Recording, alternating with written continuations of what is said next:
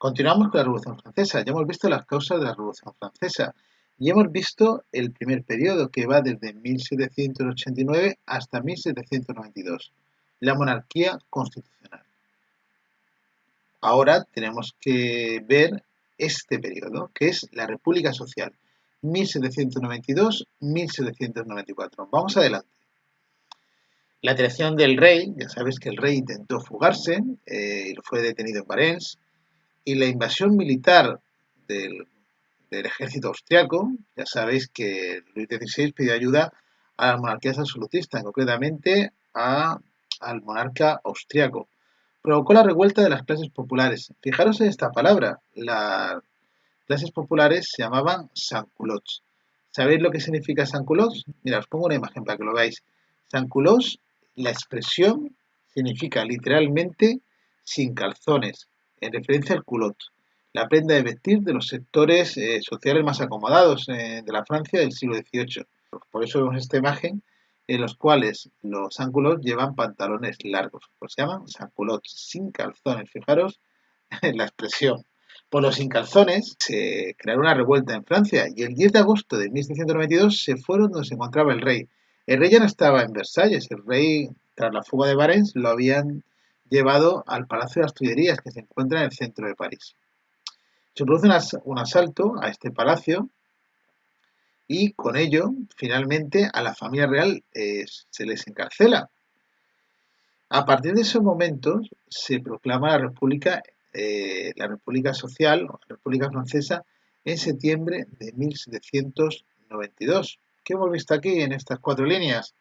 Bueno, primero el concepto de sans-culottes, sin calzones, y hemos visto cómo este sector más humilde o más popular de la sociedad, pues se cabrea, ¿no?, ante la situación de tener el ejército de austriaco a las puertas de París, miran al rey como el culpable de todas estas situaciones, asaltan el Palacio Real de las Tullerías y lo detienen. A partir de esos momentos desaparece la monarquía constitucional y empieza la república. Esta república va a tener dos periodos. Por un lado, la Convención Girondina, 1792-1793, y en segundo lugar, la Convención Jacobina, 1793-1794. Seguimos con la Convención Girondina. Los girondinos serían el sector de la burguesía moderada. La república se queda en manos, en este primer momento, en 1792, de los girondinos, representantes del sector más moderado de la burguesía. La nueva asamblea se llamó Convención Nacional. Vamos a hacer memoria. Hemos estado hablando en un primer momento de los estados generales. Luego hablamos que el tercer estado pasó a llamarse Asamblea Nacional. Luego que más adelante, durante el periodo de la monarquía constitucional, esta Asamblea Nacional se convirtió en Asamblea Constituyente. Luego hemos dicho que se creó una Asamblea Legislativa, ¿no?, para legislar leyes, después de desarrollar la Constitución de 1791.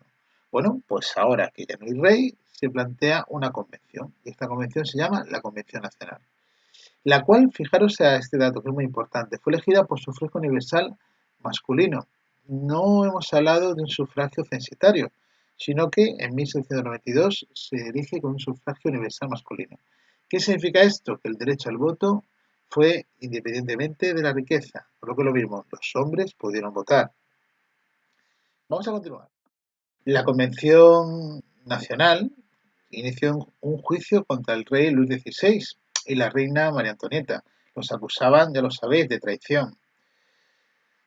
Fueron finalmente condenados y ejecutados en la guillotina en 1793. A partir de ahí, pues se convierte en una república francesa que ya lo era, pero ya con un rey pues que había muerto, o lo habían ejecutado, lo habían asesinado, como lo queréis ver. La muerte de los reyes provocó la alianza de las monarquías europeas. Los monarcas europeos, cuando vieron que a Luis XVI le habían cortado la cabeza con la guillotina de su mujer María Antonieta, imaginaros, hicieron así con el cuello diciendo, madre mía, como las ideas de ilustración como las ideas de la República Francesa se expandan por toda Europa, imaginaros, ¿no? Ellos pensaban, nuestros cuellos peligran también, entonces los monarcas absolutistas se unen, ¿no?, se alían para luchar contra la Revolución Francesa. Estos monarcas absolutistas, por tanto, formaron una coalición absoluta contra Francia. Mientras que en el interior del país estallaron revueltas contrarrevolucionarias y conspiraciones reales. Fijaros, a la muerte de Luis XVI se divide también en parte la sociedad francesa. O había también sectores que eran realistas o incluso que eran privilegiados que querían también desestabilizar la revolución desde dentro, ¿no? Desde Francia. Mientras que esta coalición de monarcas absolutistas intentaban hacer lo posible por derrocar al gobierno de la República Francesa. ¿Qué pasa en estos momentos? Imaginaros, Francia en estos momentos o la República Francesa puede caer por los monarcas absolutos.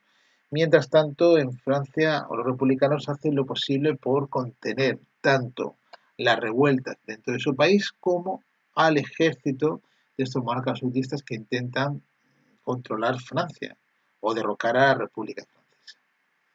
Es en este preciso momento cuando surge el siguiente periodo, que es la Convención Jacobina, que va desde 1793 a 1794. En junio de 1793, los jacobinos, el sector más radical de la burguesía, hemos dicho que los conservadores o los moderados eran los girondinos, pues aquí los más radicales de la burguesía, que querían más ideas, tenían más ideas sociales y querían más cambios, pues eran los jacobinos. Bueno, en este periodo, en junio de 1793, los jacobinos se hacen con el poder y la revolución entró en su fase más extrema, lo que es lo mismo. Los jacobinos hicieron todo lo posible por mantener la República Francesa o mantener la revolución, a pesar que esto suponga pues tener que perseguir a aquellos que están en contra de ellos, encarcelar a las personas que no tenían las mismas ideas que esta gente. Y claro, esto es peligroso, ¿no? Si os dais cuenta con lo que estoy contando. Bueno, fijaros que hablamos de la Constitución de 1791, pues ahora se promulga una nueva Constitución en 1793, que reconocía la soberanía popular, ya no nacional, sino la popular, o lo que es lo mismo, que le querían dar cabida a todos los ciudadanos, ¿no? Que sería un sufragio universal masculino, que independientemente de la renta per cápita que tuviera cada uno, que todo el mundo pudiera votar. Y el derecho a la igualdad social también, ¿no? Que todos fueran iguales. El Poder Ejecutivo queda en manos de un comité de salvación pública. Se llama Comité de Salvación Pública por lo que os he dicho. Están los monarcas absolutistas intentando derrocar a la Revolución Francesa, dentro de Francia hay conspiraciones, y entonces para intentar salvarlo todo plantean un Comité de Salvación Pública. Pero claro, este Comité de Salvación Pública va a actuar de manera autoritaria, muy dictatorial. Le otorgó el poder a Robespierre, que va a ser el líder de los jacobinos, y este comité va a perseguir a todos aquellos que están en contra de la Revolución Francesa. Y si hay que guillotinarlos, los guillotinan. Y si hay que encarcelarlos, se encarcelan también. Para rechazar la invasión austriaca se organiza una leva de masas. ¿Qué es una leva de masas? Pues se intenta que toda aquella persona que pueda luchar, todos hombres, que se vayan al ejército. Entonces reclutan a un montón de personas. Obliga, por tanto, a todos los ciudadanos a enrolarse en el ejército. Y para acabar con los conspiradores que hemos dicho que estaban dentro de la propia Francia, se impulsó lo que os comenté anteriormente, una política de terror. Aquí si os dais cuenta, hay una especie de contradicción, porque por un lado las ideas de la Convención Jacobina eran ideas muy sociales, eran ideas que se acercaban al pueblo y se acercaban a la mayoría de la población. Pero claro, cuando tú quieres imponer estas ideas a través de la violencia, a través del miedo, a través del terror, pues ya en cierto modo, pues si tenías una cierta justificación las pierdes totalmente, ¿no? Entonces actúan como aquello que se supone que luchan, ¿no? La monarquía absoluta también actuaba así, ¿no? A través del terror. Entonces genera una política de terror que se les va a echar en su contra de una manera tremenda. El Comité de Salud Pública suspendió las libertades y unos tribunales revolucionarios castigaron con prisión o muerte en la guillotina a los que se oponían al gobierno. A esto se le llamó ley de sospechosos, una ley por la cual se perseguía a todo aquel que era sospechoso de estar en contra de la Revolución Francesa. Fijaros qué situación que os estoy contando, ¿eh? Continuamos. Por otro lado, con el objetivo de satisfacer las demandas de los incarzones, ya sabéis, el sector más humilde de la sociedad francesa, se promulgaron una serie de leyes sociales muy importantes. Primero, el control de los precios y salarios. A esto se le llamó ley de máximo. la distribución de bienes de los contrarrevolucionarios entre los indigentes. O lo que lo mismo, aquellos que eran perseguidos por estar en contrarrevolución, se les quitaron sus propiedades, la mayoría eran privilegiados, y se las dieron a los indigentes, a los sin techo, a los que no tenían casa, a los que estaban mendigando. La venta de las tierras del clero, que ya dijimos que esto llamamos desamortización, y la instrucción obligatoria, o lo que lo mismo, pues el hecho de que pudieran educarse, ¿no?, la gente más humilde.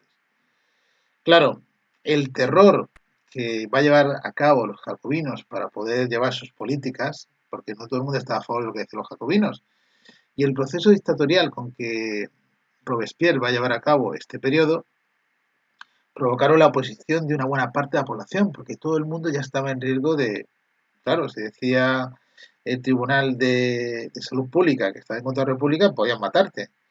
Entonces la población estaba asustada. En, esto provocó que en junio de 1794 un golpe de Estado acabó con el gobierno jacobino. Y Robespierre y otros líderes jacobinos fueron ejecutados en el mismo sitio que ellos habían ejecutado a mucha gente y con la misma máquina, con la guillotina. El terror y el proceder dictatorial del gobierno provocaron la oposición de buena parte de la población y en julio de 1794 un golpe de Estado acabó con el gobierno jacobino. Robespierre y otros líderes fueron ejecutados y guillotinados. En este último periodo, la burguesía moderada tomó de nuevo el control. Por lo que he dicho, los girondinos tomaron de nuevo el control de la revolución.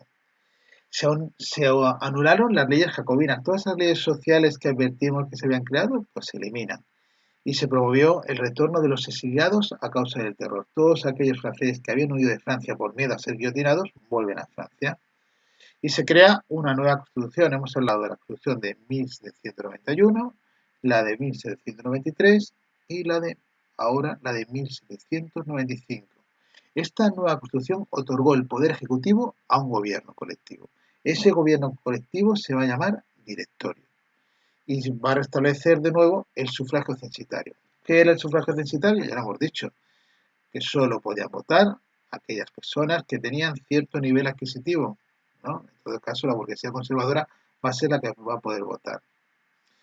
Bueno, aquí nos dicen que el nuevo directorio vivió una permanente inestabilidad, y es cierto, porque tuvo que hacer frente a tanto la posición aristocrática, que pretendía instaurar la monarquía, recuperar sus antiguos privilegios, como de las clases populares, que apoyaban el retorno de los jacobinos. Entonces, este periodo va a ser muy inestable.